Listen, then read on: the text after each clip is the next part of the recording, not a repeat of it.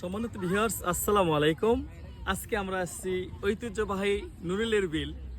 এই নুরিলের বিলের কথা হচ্ছে যে আমরা যারা কন্টেন্ট ক্রিয়েটার তারাই আমরা নাম দিয়েছি শাপলার বিল। আর এই শাপলার বিল নামটা দিয়েছে আমার মামা ক্যামেরাম্যান। এই যে আমার ক্যামেরাম্যান তো ক্যামেরা আড়ালেই থাকে, আমার মামা ক্যামেরাম্যান।